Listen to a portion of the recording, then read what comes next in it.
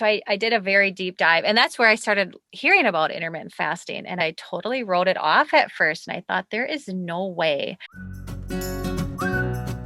You're listening to the Happy Doc Student Podcast, a podcast dedicated to providing clarity to the often mysterious doctoral process. Do you feel like you're losing your mind? Let me and my guests show you how to put more joy in your journey and graduate with your sanity, health, and relationships intact.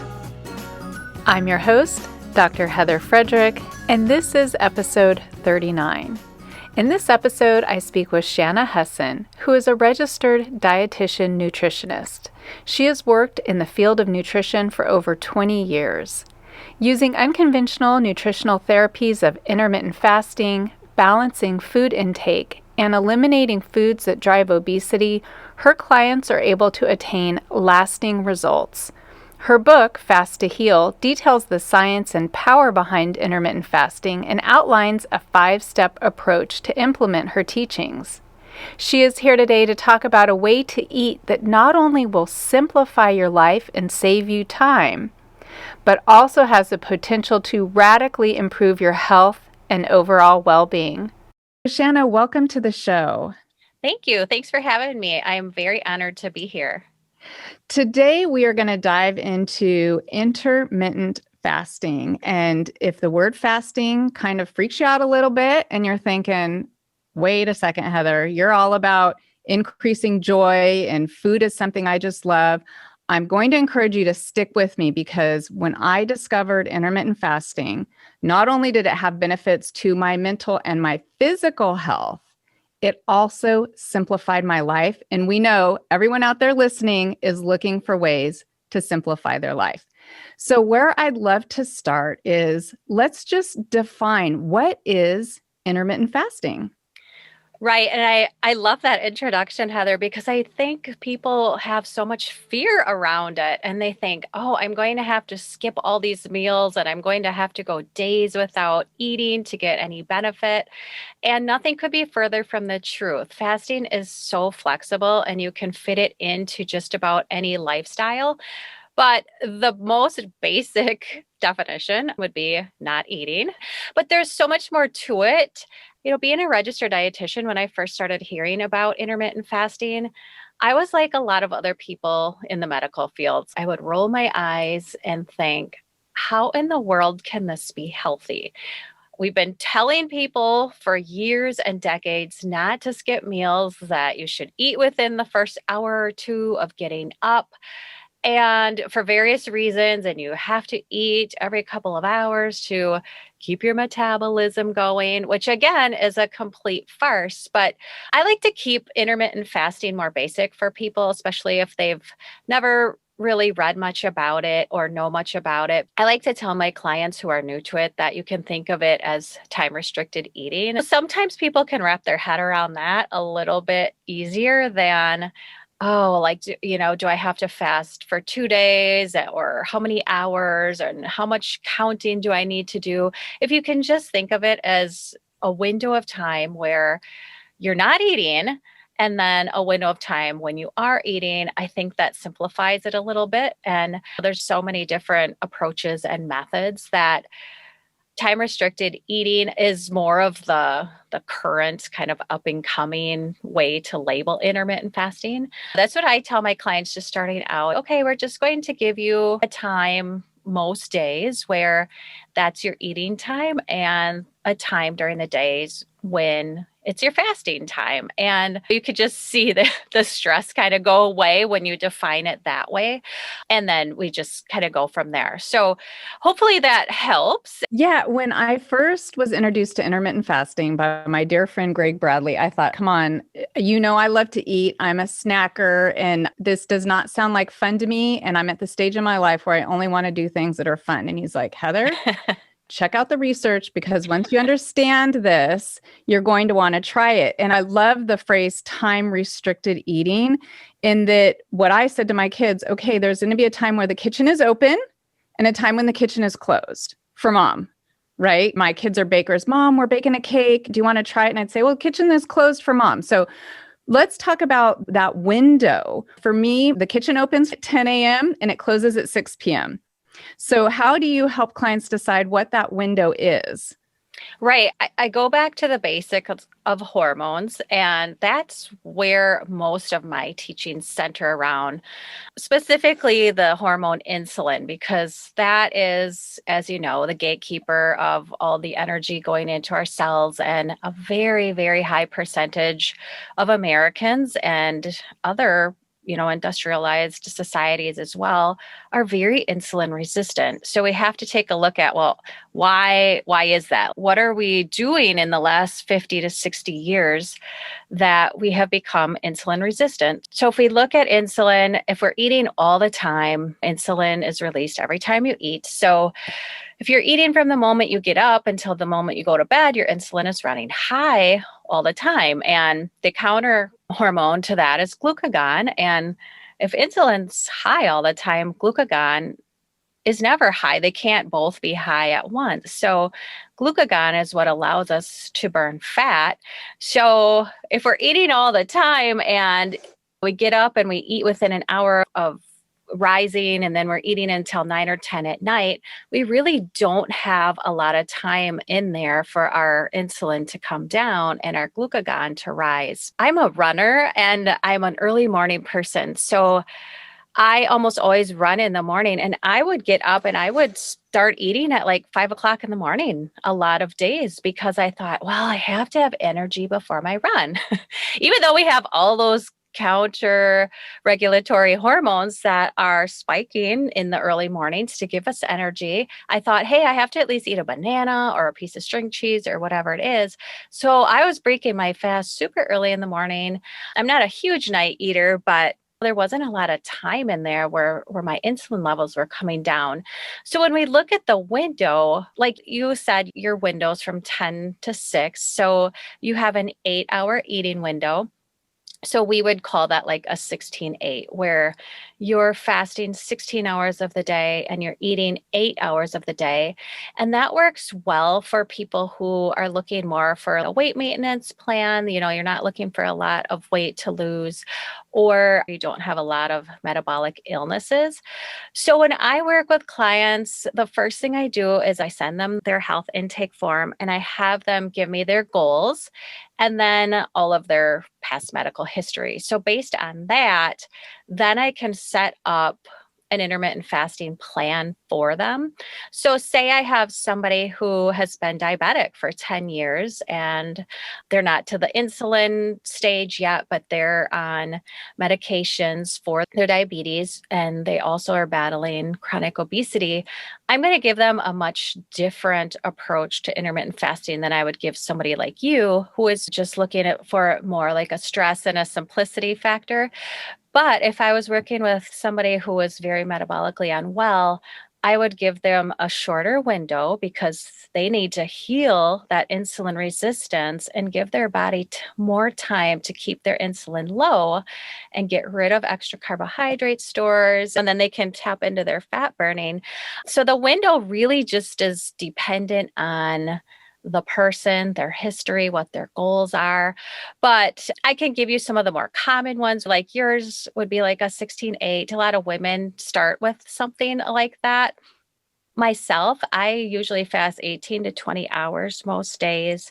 I throw one 24-hour fast, and I know people are probably like, whoa, that's a lot. But the 24-hour fast kind of acts as a reset for your gut. And some really magical things can happen at the 24-hour mark and beyond. But most days, it's 18 to 20 hours. And then I do have what I call one feast day most weeks where I'm eating earlier in the day. I'm eating a little more often that day. I'm allowing myself to eat 3 square meals instead of 2 because you always want to change up your routine. You don't want your body to think it's not getting enough nourishment. So if you throw those feast and fasting cycles in there, your body's always kept guessing. But, going back to the simplicity factor too, when I started intermittent fasting and I didn't have to think about breakfast, I mean, you really save a lot of time during the day. It's in those morning hours. And we have 3 kids, like they know I'm not a morning eating person anymore. Sometimes I do longer fasts. I'm not eating at dinner and they get it. I'm in my fasting time right now. And I always sit down with them because a lot of people ask me, well, how do you manage this with the family? And I still sit down and I enjoy dinner and maybe I'll have my water or tea or whatever it is. And they totally get it. And what's really interesting is I've changed my approach with my kids too. I have 2 teenagers and then my youngest is 12. But I used to push breakfast on them so heavily. Get up. You have to eat before school. You have to eat before school. And they weren't hungry. They're barely awake. So I have really changed my approach with them, especially in the summer months. But my youngest, especially, he's never really hungry until at least 10 in the morning. And it was interesting for me to take a step back and watch him be really intuitive with his eating. And, about 10 o'clock, he would come and he'd be hungry. And then he would be fine until like late afternoon. And I'm like, okay, the old me would have been, no, you're eating right now. It's noon. You eat right now. And then we eat at 5. You're watching the clock where now you can be more intuitive and eat when you're actually hungry. And he would most days, a lot of times, just eat 2 bigger meals and be fine with that. So it is interesting how the whole family dynamic has changed, and my whole way of teaching my clients has definitely changed since I've been teaching intermittent fasting. I wanted to comment on a few things you said. One is my kids are teenagers as well. And I remember how stressed out I used to be when they were younger. And I would say, I can't send you to school without eating. And I would say that you have to have energy. And it was so programmed into me. And once I discovered intermittent fasting, I was like, wow, my kids were actually being really intuitive because they're not hungry until 10 either. Right.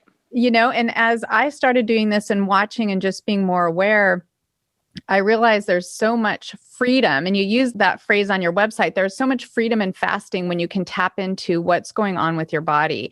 And I think the point that you brought up here is that it can be very individualized. I've got this kind of common fasting window where a lot of people start, but really, I want to encourage people, don't take this lightly. This is something that is absolutely going to change your body and change your life. So get some professional advice here before you jump on the fasting bandwagon, because you would want to make sure that you're making the best choices for you.